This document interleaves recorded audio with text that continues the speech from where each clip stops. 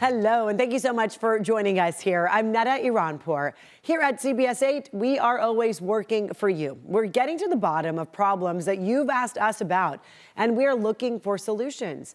So we want to start here with near Mission Bay, where a popular parking lot was shut down for repairs, and it remains closed. People have been reaching out to us, wondering when the lot will reopen.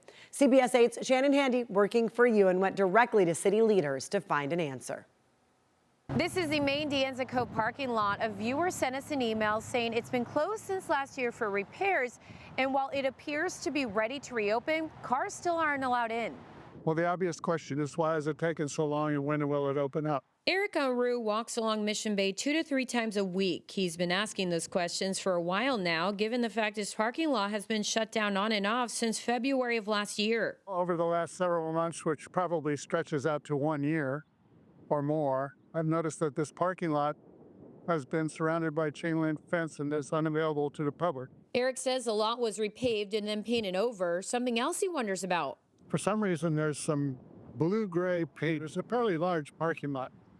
And painting anything that large is an extremely expensive proposition. I saw firsthand the painted pavement and noticed the sign on the fence blocking cars says the changes are part of the D'Anza Northeast Parking Lot Improvements Project with a budget listed at $2.1 million and an estimated finish date of fall 2024.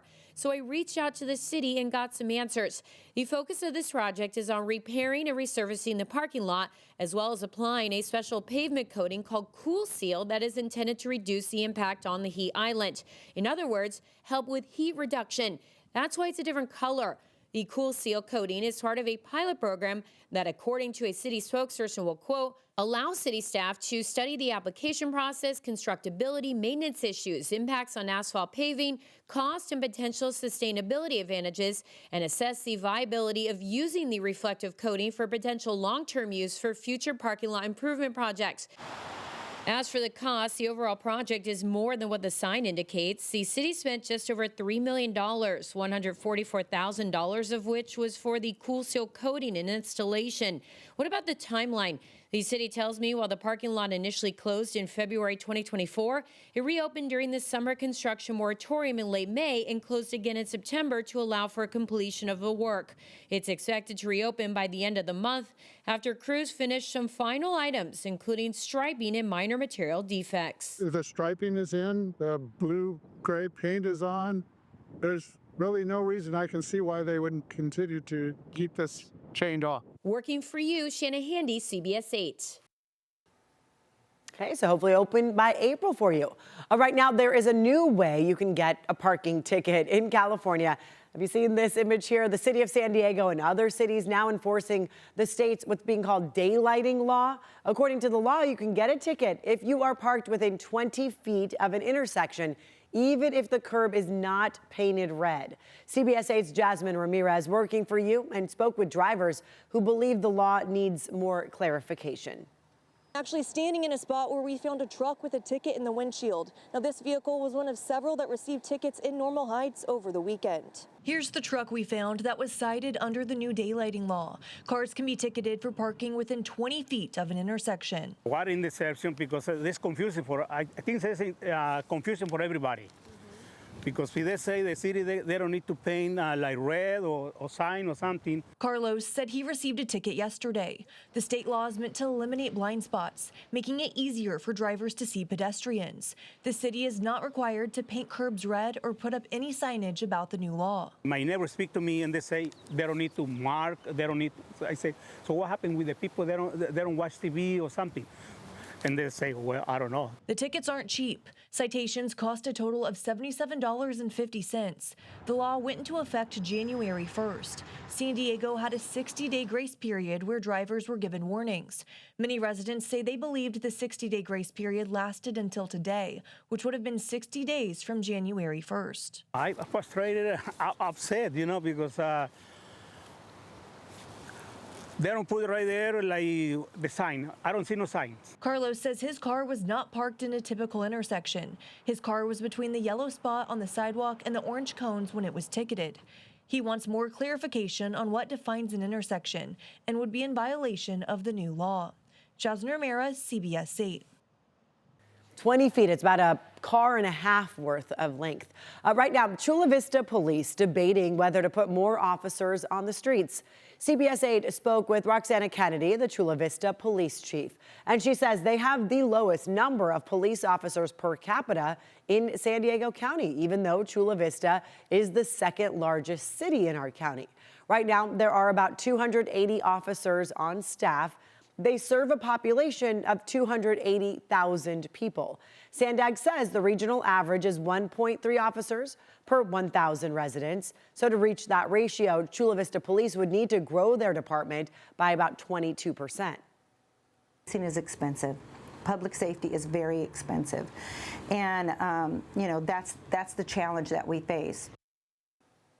That was the police chief you just heard from. Chief Kennedy says Chula Vista has seen a lot of growth in places like Otay Ranch and eastern areas of their city.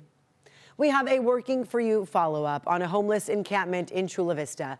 People who live and work in this area say they've had to deal with vandalism, excessive trash, and threats of violence, along with stolen water and power. But as Steve Price reports, Caltrans came in, they cleaned out the area, and even those living there agree the encampment had gotten out of control. Piles of trash, needles, lighters, food containers cleared out of the homeless encampment we first told you about last week. It's a safety issue. It's a sanitation issue. That was Tony Schwartz last Tuesday, the same day we shot this drone video of a patch of land between I-5 and Bay Boulevard just south of H Street in Chula Vista that was clogged with camping supplies, property that's controlled by Caltrans. Working For You, CBS 8 reached out to Caltrans about the situation, and exactly 1 week later, their crews were out here cleaning out the encampment. The people living here were warned Sunday that this was going to happen and needed to leave or face a fine for trespassing. There was just garbage everywhere. Couldn't really maneuver, and it was just overwhelming. This man, who asked not to be identified, has been living here on and off for years and understands why people who work and live around the area are frustrated, not only with trash, but people stealing electricity and water. But he's disappointed Caltrans kicked them out without providing any resources. I have no idea. I'm just stuck. I don't know whether to go left, right, up, or down. I really don't know.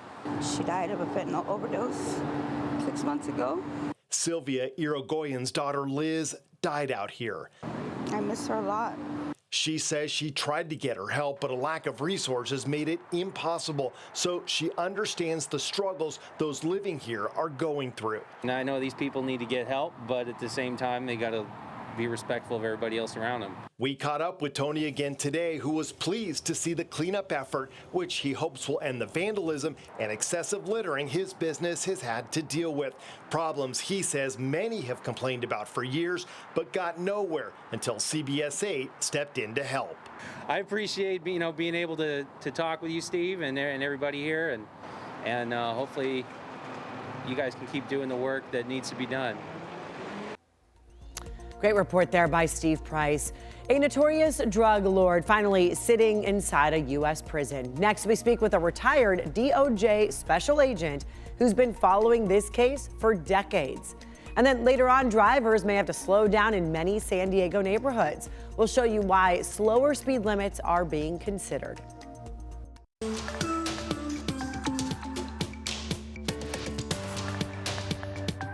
Momentous that after 40 years, Mexico is finally giving us the guy that was the mastermind. Wow, an accused killer finally facing justice after years on the run. A Mexican drug kingpin charged in the kidnapping, torture, and murder of DEA agent Enrique Kiki Camarena is behind bars in the United States. The accused mastermind recently appeared before a federal judge. And right now we're hearing from a retired DOJ special agent. CBS 8's Elizabeth Sanchez has more on Rafael Caro Quintero's violent impact on law enforcement. As DEA agents left the courtroom where Rafael Caro Quintero went before a U.S. judge, DEA agents called it an historic day. We have waited 40 years for this day. This day when justice would be served. Caro Quintero, the former leader of the Guadalajara cartel, spent 4 decades on the DEA and FBI's most wanted list for the kidnapping and murder of DEA agent Enrique Kiki Camarena. He was kidnapped, taken to a house in Guadalajara, where he was tortured for hours and finally killed him. Stephen Duncan is a retired DOJ special agent who has worked with the DEA and is now on the board of the Camarena Educational Foundation based in San Diego County. A good, hardworking DEA agent from Calexico, California, one of our own, was just doing his job. In federal court, the handcuffs that had once belonged to Agent Camarena were placed on Caro Quintero's wrists. The drug kingpin's charges include distribution of cocaine, heroin, marijuana, and methamphetamine, along with drug trafficking activities and leading a violent cartel for decades. He's going to talk, and he's going to tell us who he's corrupted over the years, both inside prison and outside prison, with the police, with the government, who they killed, who they've corrupted, who their sources are. Duncan goes around the country talking about the dangers of drugs to kids during Red Ribbon Week that began as a tribute to Camarena. Sometimes Kiki's son, Enrique Jr., accompanies Duncan and shared this audio recording. Mrs. Camarena, President Reagan. Yes, thank you. Your husband died for his country in every sense of the word. We'll remember your husband for his love and his dedication to this country. Kiki's widow asks if her son can say hello to President Reagan. I just wanted to say hello. Well, I'm glad you did. And Enrique, let me just say something to you about your father. Be proud all your life of him. He gave his life for all of us. Hearing that from President Reagan, the family gave Duncan permission to share that recording you just heard.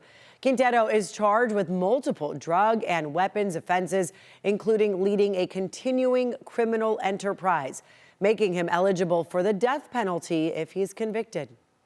Up next, the highest rated new cars on the road. We're going to show you what's getting high marks and which might be best for your needs.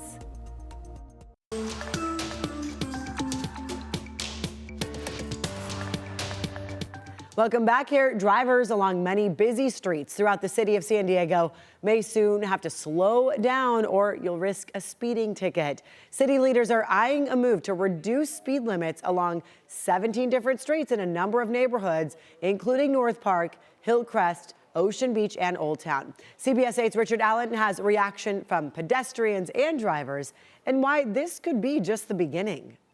Well, that's right. This new move to reduce traffic accidents and pedestrian injuries is possible through Assembly Bill 43, a state law giving cities more power to reduce speed limits. We've been nearly hit several times. Jesse Medina and Danae Emery say this area of Adams Avenue from Ohio to 30th, straddling North Park and Normal Heights, is an especially dangerous spot for pedestrians. There's always somebody like California rolling or trying to get a shortcut around the main streets.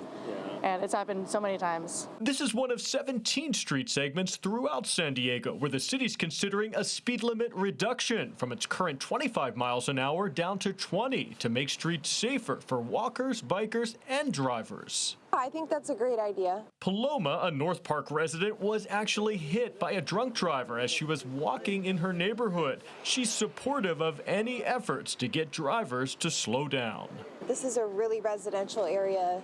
It should be down to like 15 or 20 at the most.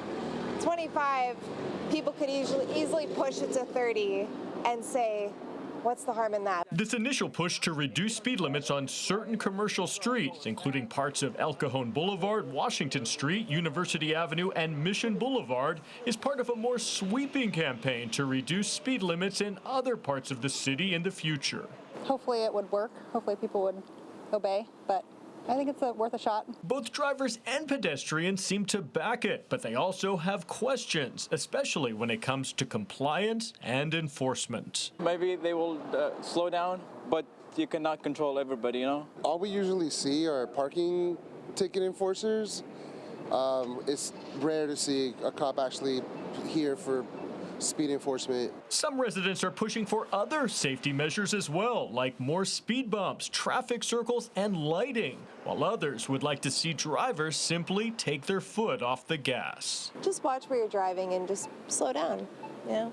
Simple as that. Simple as that. I don't know what else to say. Slowing down does wonders. And San Diego City Council is expected to vote on this move later this month. If approved, the new speed limits should be in effect by the middle of this year. And lock your phone in the trunk if you have to, just to put it down. California state employees are headed back to the office. Governor Newsom signed a new executive order that requires employees to work in person at state offices at least 4 days a week. This will start July 1st. Telework flexibility will be granted on a case-by-case basis. One state worker who already returned fully in office says she's not sure of the benefits. I haven't seen any benefit to my own personal productivity being in the office 5 days per week, and frankly, I have no idea where they're going to fit everyone. Our floor is completely full on Tuesdays and Wednesdays. Yeah, interesting how they're going to move people around. Governor Newsom says bringing workers back into the office will improve collaboration within state departments. And now, if you are in the market for a new car, Consumer Reports is offering its top choices. Michael George shows us which vehicles came out on top. Consumer Reports puts cars through the paces for its annual list of top picks. Vehicles are tested for performance and also judged on reliability and consumer satisfaction. And then finally, safety. All of the vehicles on this list have standard automatic emergency braking. Alex Nizick from Consumer Reports says plenty of SUVs made the grade this year, including the Subaru Forester, which tops the list for compact SUVs. It received a score of 93 out of 100, one of the highest for any vehicle, and it's also the most reliable. The Subaru Forester, it's a repeat favorite of ours. It gets 29 miles per gallon combined, so it's just a really, really well-rounded, practical, and kind of easy to live with vehicle. For drivers looking for something on the high end, the BMW X5 takes the top spot among luxury vehicles and earns an overall score of 87. Toyota has 3 vehicles on this year's list. The plug-in hybrid version of the RAV4 is #1 in the fuel-efficient category. The hybrid Highlander gets top marks among mid-sized SUVs, and the Camry is the best mid-sized car. And I think what's interesting about it now is it's actually hybrid only. Other than the fact that it gets 48 miles per gallon combined, you might actually not know that it's a hybrid. It works so seamlessly and it works so well. For those who don't want to use gas at all, the Tesla Model Y earns the top spot among electric vehicles. Tesla's been building electric vehicles for a long time. They have the charging infrastructure. Beyond that, it's a pretty nice driving vehicle. It's quick, it's quiet, handles really well. Whether you're shopping for electric, a hybrid engine, or traditional gas power, Consumer Reports is looking to help take the guesswork out of your next new vehicle purchase. Michael George, CBS News, New York. And if you want us to look into anything, email us at workingforyou@cbs8.com. Thank you for joining us.